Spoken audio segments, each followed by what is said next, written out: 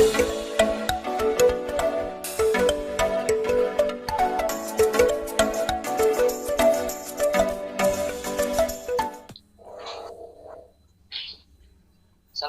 warahmatullahi taala wabarakatuh.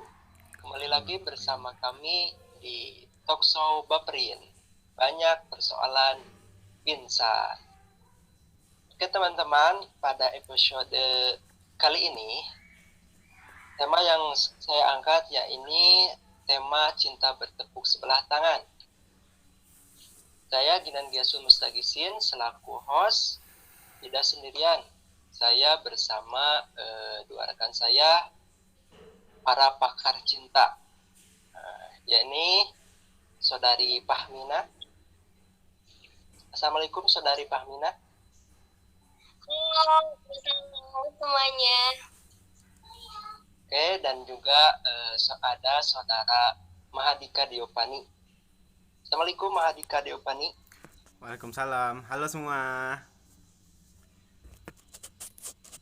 Oke teman-teman, supaya tidak lebih penasaran, mari kita langsung ke materi yang akan disampaikan oleh Saudari Fahmina.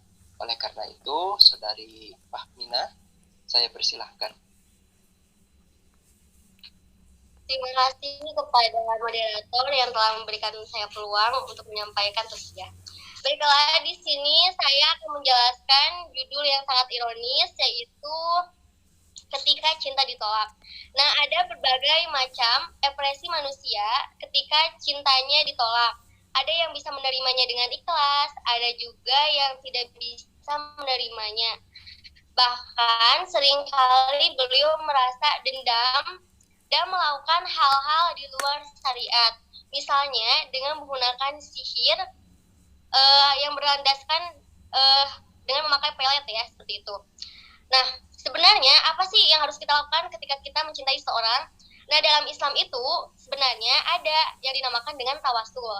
Nah, tawasul ini adalah dengan mencari sebagaimana dicantumkan dalam surat Ali Imran ayatnya, dan dijadikan indah pandangan manusia terhadap apa yang dicintainya.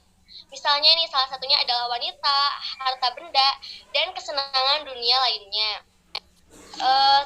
Terus tawasul ini menurut ulama salaf ada dua pandangan. Yang pertama ada tawasul masru dan ada juga tawasul yang ghair masru. Nah, tawasul masru oleh syariat. Misalnya tawasul dengan mendekatkan diri kepada Allah melalui doa, melalui ibadah sholat fardu, dan juga kalau misalkan tawasul melalui doa, misal ketika kita meminta doa kepada orang tua kita, "Mah, Pak, saya mencintai seseorang, doakan saya semoga saya bisa didekatkan dengan seseorang yang saya cintai." Nah, itu termasuk tawasul yang berlandaskan dalam doa ya. Ada juga tawasul yang dilandaskan dengan menjaga infak dan sedekah, seperti itu misal. Dan jangan sampai ketika cinta kita ditolak, kita malah berkolaborasi dengan dukun atau dengan yang lainnya ya. Jangan sampai hal itu dilakukan. Dan juga ada surat-surat yang dibacakan oleh Rasulullah ketika beliau terkena sihir. Nah, jadi ada suatu riwayat dari hadis Bukhari Muslim bahwa ada seorang lelaki Yahudi yang memberikan sesuatu kepada Rasulullah sehingga Rasulullah terkena sakit parah. Akhirnya para sahabat beranggapan bahwa Rasulullah telah terkena sihir, dan atas izin Allah malaikat Jibril pun turun dengan membawa wahyu, yaitu surat An-Nas dan surat Al-Falaq, dan akhirnya Rasulullah pun sembuh dari sakitnya tersebut. Mungkin cukup sekian tausiah saya. Terima kasih. Saya kembalikan kepada moderator. Oke, terima kasih Saudari Fahmina atas sampaian materinya yang sangat bermanfaat.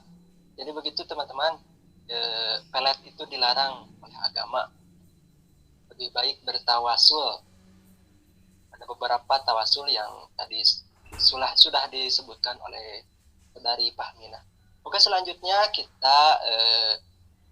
saya akan menanyakan perihal cinta bertepuk sebelah tangan itu terhadap saudara Kang Dio, Kang Mahadika. Mahadika, bagaimana tanggapan Anda mengenai fenomena yang marak terjadi pada saat ini, yakni ketika cinta bertepuk sebelah tangan? Begitu, Kang Jo. Ya, terima kasih moderator. Jadi bagaimana tanggapan saya terhadap cinta yang bertepuk sebelah tangan? Jadi masalah cinta ini tidak pernah usang untuk dibahas ya. Selalu ada sisi yang menarik dari cinta. Cinta terkadang manis, tapi juga akan terasa pahit.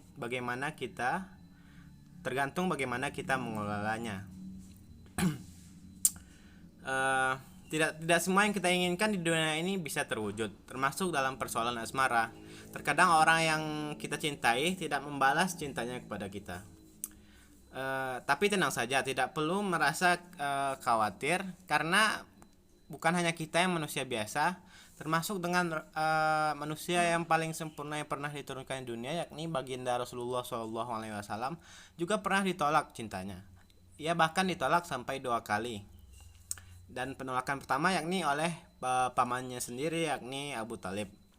Saat beliau berumur 20 tahun, yakni 5 tahun sebelum beliau menikahi Siti Khadijah, Rasulullah sempat melamar putri dari Abu Talib yang bernama Fatihah. Namun harapannya bersanding dengan sang sepupu untuk membangun rumah tangga itu tidak sempat untuk terwujud. Lamarannya ditolak oleh pamannya sendiri, Abu Talib. Sang paman ingin menikahkan putrinya tersebut dengan dengan pria dari silsilah keluarga Aminah. Lalu saat Muhammad sudah diangkat sebagai nabi dan rasul, Fatihah menjadi pengikutnya. Keputusannya untuk memeluk Islam membuat Fatihah berpisah dengan suaminya yang enggan untuk masuk Islam. Setelah ditinggal wafat oleh Khadijah, Rasulullah SAW sempat kembali melamar sepupunya tersebut. Namun sayang, cinta pertamanya tersebut kembali menolak pernyataannya. Jika dulu pamannya yang menolak, sekarang Fatihah sendiri yang menolak lamaran dari Rasulullah.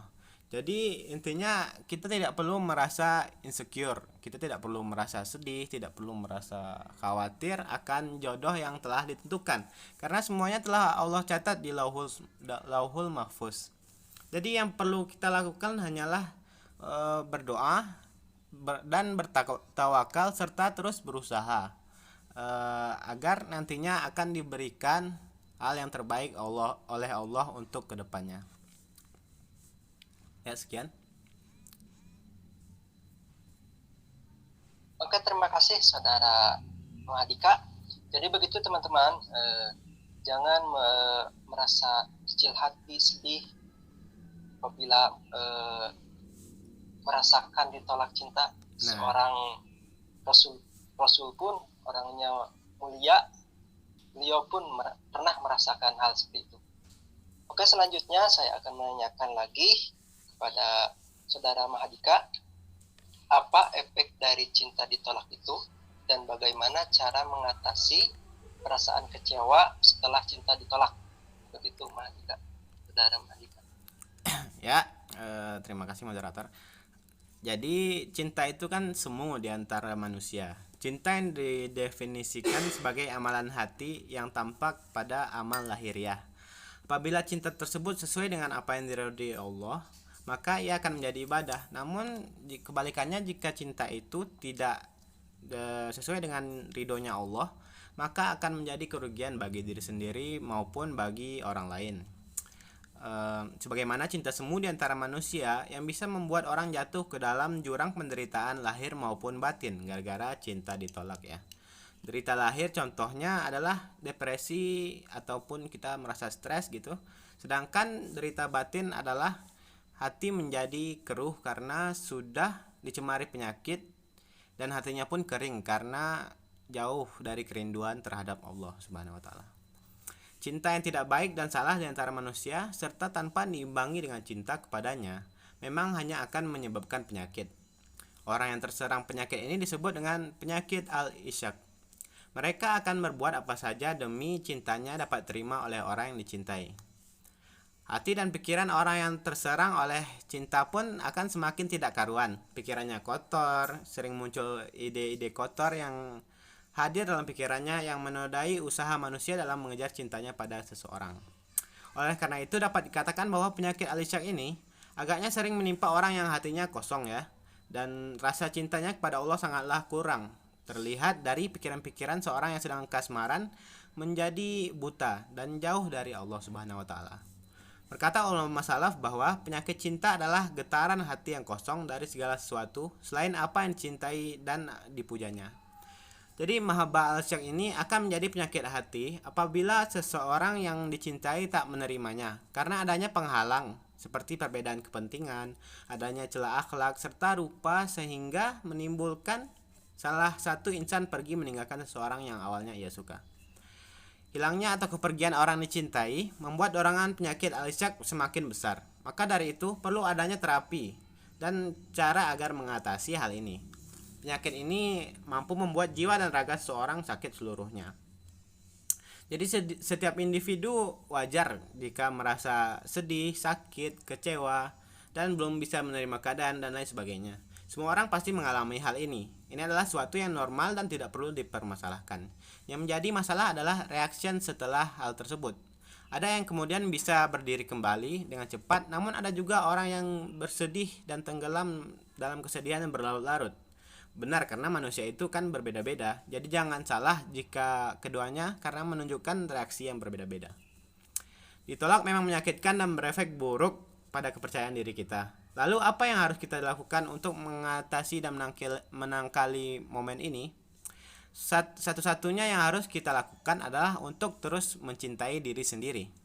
Ketika cinta kita ditolak, kita biasanya mudah memproyeksikan rasa minder dan menganggap diri kita tidak cukup baik dan memiliki banyak kekurangan ya. Semua orang pasti kan memiliki rasa minder, baik yang berkaitan dengan penampilan fisik, pekerjaan, penghasilan maupun kepribadian diri. Padahal seringkali masalahnya bukan itu. Mengalami penolakan bukan berarti kita memiliki banyak kekurangan. Oleh karena itu, para ahli menekankan bahwa pentingnya untuk menunjukkan sebanyak mungkin rasa cinta dan kasih sayang kepada diri kita sendiri demi mengatasi sakitnya dari penolakan itu. Mungkin Anda masih ingat pepatah yang amat populer kan, ada jika cinta ditolak maka dukun bertindak ya. Ketimbang kita ngebahas hal itu, lebih baik kita kupas rahasianya saja. Seperti pesan para ustadz bahwa pria yang baik-baik akan berpasangan dengan wanita yang baik-baik pula. Apakah Anda yakin tentang ini? Ya, yakin nggak yakin ya. Anda harus yakin karena jika Anda tidak yakin, maka saya tidak akan membongkar rahasianya. Baiklah, kalau Anda sudah yakin, berarti Allah sudah memberikan jawaban bahwa ternyata orang yang menolak Anda itu bukanlah jodoh yang terbaik buat Anda.